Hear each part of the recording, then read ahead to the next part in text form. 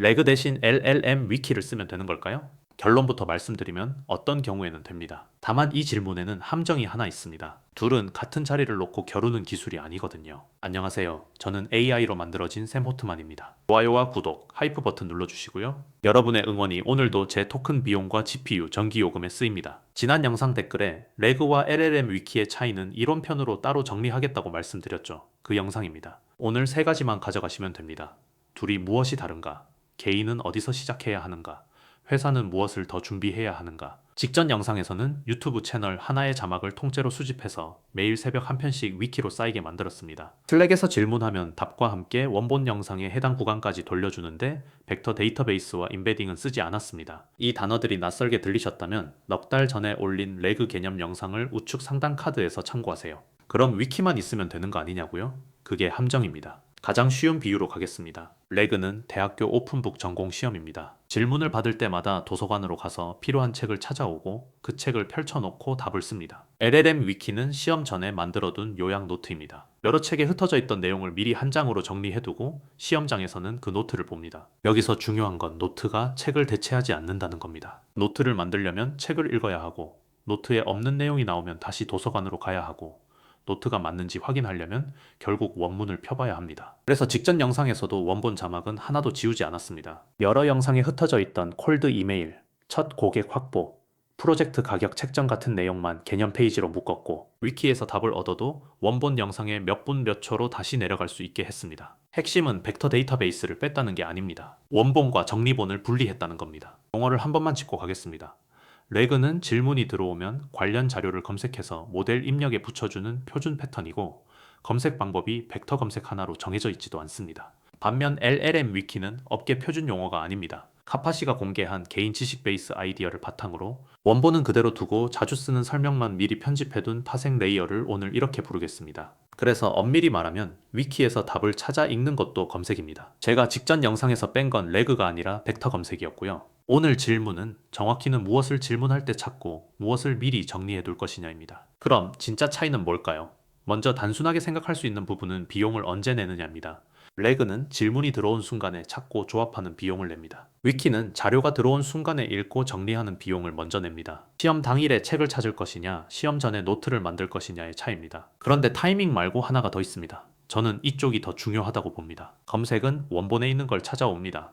원본에 없으면 못 만듭니다. 반면 정리본은 만드는 순간 원본에 없던 문장이 생깁니다. 새 영상에 흩어져 있던 이야기를 한 페이지로 묶으면 그 페이지의 결론은 어느 영상에도 없던 겁니다. 이게 위키의 진짜 값입니다. 빠르거나 싸서가 아니라 원본에 없던 레이어가 하나 생기는 겁니다. 그리고 하나 더 있습니다. 검색은 자기 창고에 뭐가 들어있는지 모릅니다. 못 찾은 건지 원래 없는 건지 구분이 안 됩니다. 정리본은 인덱스가 있어서 없다는 것도 압니다. 폴더에 분명 있는 파일을 없다고 답하던 그 경험, 그게 이 차이입니다. 그래서 둘은 경쟁 관계가 아닙니다. 같이 씁니다. 노트를 만들 때 도서관을 뒤지고 노트에 없으면 다시 도서관으로 가는 것처럼요. 그리고 정확히 같은 이유로 위험합니다. 없던 걸 만들었으니 원본이 그 문장을 보증해주지 않습니다. 그래서 사람이 한번 봐야 하고 나쁜 원본을 넣으면 나쁜 새 지식이 만들어집니다. 제가 이걸로 과거에 사고를 한번 쳤는데 뒤에서 말씀드리겠습니다. 그러니까 위키를 붙인다는 건 도구를 하나 더 얻는 일이 아닙니다. 무엇을 검색에 맡기고 무엇을 정리본으로 올릴지 정하는 일까지 같이 떠안는 겁니다. 그래서 많은 분들이 어느 쪽이 더 정확하냐고 물으십니다. 그런데 정확도 하나로는 답이 안 나옵니다. 회사 문서 검색 시스템이 육아휴직 규정을 정확히 찾아왔다고 해보겠습니다. 문장도 원문 그대로입니다. 그런데 그게 2년 전에 폐기된 규정이라면요. 검색은 성공했는데 답은 틀린 겁니다. 또 답이 완벽해도 그 문서를 볼 권한이 없는 직원에게 보여줬다면 그 시스템은 실패한 겁니다. 그래서 이건 어느 기술이 더 똑똑하냐의 문제가 아닙니다. 최신 근거를 찾는 일을 누가 맡을지, 반복되는 설명을 누가 검토할지, 원본이 바뀌면 정리본을 누가 고칠지를 정하는 문제입니다. 이 세 문장은 뒤에 회사 이야기에서 그대로 다시 나옵니다. 기억해두세요. 여기까지 들으시면 이런 생각이 드실 겁니다. 좋다. 근데 내 자료는 어느 쪽이지? 예전에는 N8N으로 유튜브 대본을 잘라 수파베이스 벡터 데이터베이스에 넣고 질문하면 답과 함께 영상 제목과 해당 초까지 돌려주는 파이프라인도 만들었습니다. 직전 영상에서 벡터 데이터베이스를 안 쓴 건 레그를 못해서가 아니라 그 질문들에는 필요하지 않았기 때문입니다. 넉 달 전 영상에서는 레그가 무엇인지까지 정리했습니다. 그런데 정작 못 다룬 게 하나 있었어요. 언제 쓰고 언제 쓰지 않을지 판단하는 기준입니다. 우선 세 가지 물음에 답해보면 됩니다. 첫째, 어떤 질문을 하시나요? 앞에서 폴더에 분명 있는 파일을 없다고 답하더라는 얘기 말씀드렸죠. 그게 어느 쪽 도구를 써야 하는지 알려주는 신호입니다. 원문을 그대로 보여달라는 질문이 많으면 검색 쪽입니다. 육아휴직 규정 원문을 보여달라 이런 질문이요. 여러 자료를 종합해서 설명해달라는 질문이 많으면 정리본 쪽입니다. 다만 여기도 갈립니다. 매번 최신 내용을 비교해야 한다면 검색이 낫고 같은 비교를 계속 반복하는데 이미 누가 검토해둔 설명이 있다면 정리본이 안정적입니다. 둘째, 그 자료가 얼마나 자주 바뀌나요? 세 갈래로 나눠보면 쉽습니다. 끝난 강의나 전자책처럼 더는 바뀌지 않는 지식, 유튜브나 뉴스처럼 주기적으로 새로 올라오는 것, 회의록처럼 사람이 넣을 때마다 생기는 것, 안 바뀌는 자료는 한번 정리해두면 오래 갑니다. 주기적으로 올라오는 자료는 3개 올라왔는지 감지해서 자동으로 넣는 장치가 필요합니다. 사람이 넣는 자료는 기술보다 누가 넣고 누가 검토하는지를 먼저 정해야 합니다. 빨리 바뀌는 자료일수록 최신 원문을 찾아오는 쪽이 중요하고 회사 용어나 반복되는 대응 절차처럼 여러 번 설명되는 지식일수록 정리해둘 가치가 큽니다. 셋째, 같은 질문을 몇 번이나 하시나요? 한 번 물어보고 말 자료까지 전부 정리본으로 만들면 편집하고 관리하는 비용만 늘어납니다. 반대로 같은 질문이 반복될수록 미리 정리해둔 페이지의 값이 올라갑니다. 그런데 여기서 질문이 하나 더 남습니다. 이 세 가지를 다 통과했다고 해서 그 자료를 올려도 되는 건 아니거든요. 그래서 중요한 단어가 승격입니다. 모든 원문을 정리본으로 바꾸는 게 아니라 반복해서 쓸 가치가 있고 사람이 한 번 확인한 것만 올리는 겁니다. 앞에서 말씀드린 사고가 이겁니다. SNS 자동화를 예시로 들어볼게요. 과거에 제가 만든 유튜브 자막과 스레드 글을 기준 없이 그냥 다 밀어 넣었더니 지표가 바닥이던 대본의 훅까지 어엿한 지식으로 올라왔습니다. 그래서 훅을 어떻게 짜냐고 물으면 샘 호트만님 기준에는 못 미쳐서 걸렀던 문장이 근거로 돌아옵니다. 그 자막이 틀린 건 아닙니다. 제가 실제로 만들었고 내용도 정확합니다. 다만 그게 따라하면 안 되는 사례라는 정보만 어디에도 없었던 거죠. 원본이 사실이라고 해서 지식이 되는 건 아닙니다. 시스템은 좋은 자료와 나쁜 자료를 알아서 구분해주지 않습니다. 서류도 안 보고 지원자를 전원 정직원으로 채용하는 회사와 같습니다. 무엇이 좋고 무엇이 나쁜지 그 기준은 사람이 먼저 줘야 합니다. 위키는 만들기가 어려운 게 아닙니다. 하루 이틀이면 만듭니다. 어려운 건 반년 뒤에도 그 안이 멀쩡한 겁니다. 위키의 값은 만드는 데서 나오지 않고 유지하는 데서 나옵니다. 위키가 망가지고 있다는 신호도 두 가지만 보시면 됩니다. 답은 그럴듯한데 근거로 내려가 보면 출처가 하나뿐일 때, 원본을 고쳤는데 정리본은 옛날 문장을 그대로 말할 때, 이 둘이 보이면 자료를 더 넣을 게 아니라 정리본을 다시 봐야 합니다. 기준은 알겠는데 그래서 오늘 뭘 열어야 하냐는 질문이 남죠. 여기서부터가 실제 순서입니다. 순서는 3단계입니다. 1단계, 질문부터 적습니다.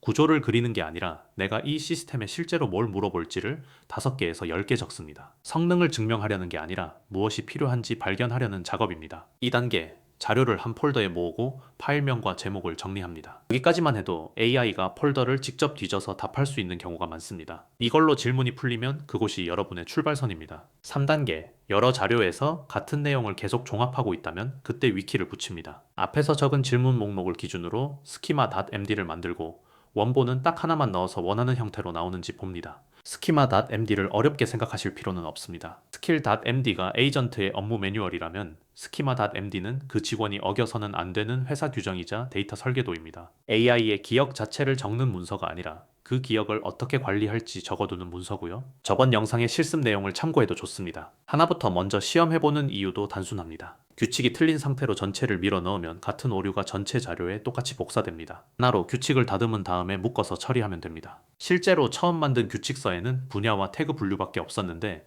답변마다 원본 영상의 시작과 끝 시간을 붙여달라고 말로 요구했더니 그 요구가 규칙 안에 그대로 들어왔습니다. 원하는 결과를 문장으로 설명하면 규칙이 되는 겁니다. 다만 이 순서에는 조건이 하나 붙어 있습니다. 2단계가 통했다는 건 AI가 폴더를 통째로 훑을 수 있었다는 뜻이거든요.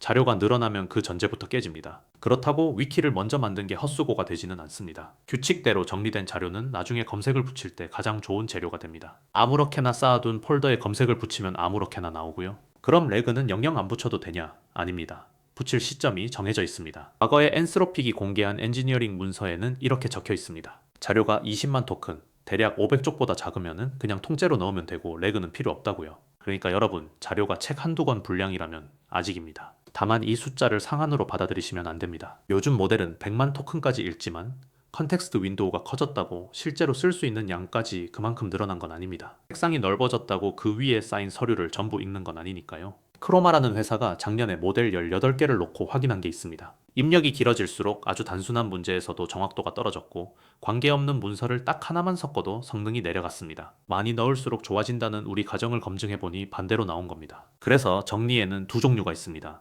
폴더를 주제별로 나누고 파일 제목을 통일하는 건 사람을 위한 정리입니다. AI를 위한 정리는 읽을 후보를 줄이는 일이고요. 잘 나눠 놓는 게 아니라 안 봐도 되는 걸 치우는 겁니다. 우리는 앞에 일을 해놓고 뒤에 일까지 했다고 생각합니다. 위키가 잘 되는 이유도 정리를 잘해서가 아니라 읽어야 할 후보를 줄여줘서입니다. 비용도 마찬가지입니다. 100만 토큰을 매 질문마다 통째로 넣으면 매번 100만 토큰 값을 내고 관련 있는 3000 토큰만 골라 넣으면 300분의 1입니다. 혼자 쓸 때는 안 보이다가 사람이 늘어나는 순간 이게 핵심 문제가 됩니다. 정리하면 이렇습니다. 수백 페이지까지는 굳이 안 붙이셔도 됩니다. 그 위로는 숫자가 아니라 증상을 보세요. 파일 검색이 실제 질문에서 관련 자료를 자꾸 놓칠 때, 표현이 달라서 못 찾을 때, 목차 파일 자체가 너무 커져서 뭐가 있는지 보려고 여는 파일이 다시 읽기 부담스러워질 때, 쓰는 사람이 늘어서 몇 초 안에 답이 나와야 할 때, 페이지 수는 출발점일 뿐이고 붙이는 시점은 실패가 정해줍니다. 개인이라도 법률 자료나 건강 기록처럼 틀렸을 때 손해가 큰 경우라면 지금부터 말씀드릴 회사 쪽 장치가 필요합니다. 개인과 회사를 가르는 건 사람 수가 아니라 틀렸을 때 치르는 값이거든요. 여기까지가 개인입니다. 그런데 지금까지 한 얘기에는 전제가 하나 깔려 있었습니다. 무엇을 올릴지 제가 정하고 검토도 제가 하고 틀렸을 때 값도 제가 치른다는 겁니다. 회사로 넘어가면 이 전제가 통째로 무효가 됩니다. 회사 쪽 이야기를 들어보면 시작은 대부분 비슷합니다. 우리 회사 자료 전부 학습시켜주세요. 그런데 무엇을 물어볼 건지, 정확한 답이 중요한지, 시간 단축이 중요한지, 한 명이 쓸 건지 여러 부서가 쓸 건지를 되물으면 답이 안 나오는 경우가 많습니다. 요구가 정해지지 않은 채로 자료부터 넣으면 무엇을 만들었는지 아무도 검증할 수 없습니다. 사내 챗봇을 써보고 이거 그냥 검색이 더 빠른데 라고 느끼셨다면 기술이 부족해서가 아니라 지금부터 말씀드릴 세 가지 중 하나가 빠진 겁니다. 앞에서 세 문장 기억해 두시라고 했죠. 최신 근거를 누가 찾을지, 반복되는 설명을 누가 검토할지, 원본이 바뀌면 정리본을 누가 고칠지, 개인은 이걸 혼자 다 합니다. 회사는 나눠야 하고 개인에게는 없던 항목이 하나 더 붙습니다. 첫째, 무엇이 공식 문서인지 정해야 합니다. 시스템에 먼저 들어온 파일이 공식 문서는 아닙니다. 회사가 이게 공식이라고 못 박은 문서가 따로 있어야 하고 새 버전이 나왔을 때 이전 버전으로 만들어둔 정리본을 누가 고치고 누가 버릴지도 정해야 합니다. 원본 파일 하나 지웠다고 정리본에서 자동으로 사라지지 않거든요. 둘째, 볼 수 있는 사람에게만 보여줘야 합니다. 개인에게는 없던 항목이 이겁니다. 문서에 부서와 보안 등급을 적어두는 것만으로는 지켜지지 않습니다. 그건 표시일 뿐이고 실제로 막는 장치가 따로 있어야 합니다. 그리고 순서가 중요합니다.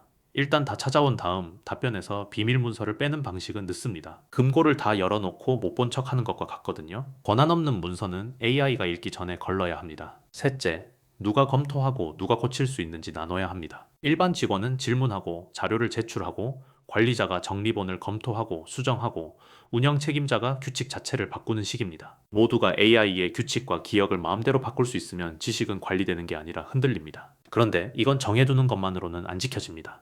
절차가 있어야 합니다. 실제로 이렇게 운영하는 팀이 있습니다. 개인은 자기 작업 공간에서 초안을 씁니다. 근거가 된 원본은 정해진 자리에 따로 넣고요. 이걸 팀 지식으로 올리자는 요청이 들어오면 AI가 먼저 검토합니다. 규칙을 어기지 않았는지, 이미 있는 지식과 부딪히지 않는지, 어디에 두는 게 맞는지까지요. 그리고 마지막에 사람이 승인해야 팀 지식이 됩니다. 앞에서 승격이라는 단어를 썼죠. 개인은 원본을 정리본으로 올릴지만 정하면 됐습니다.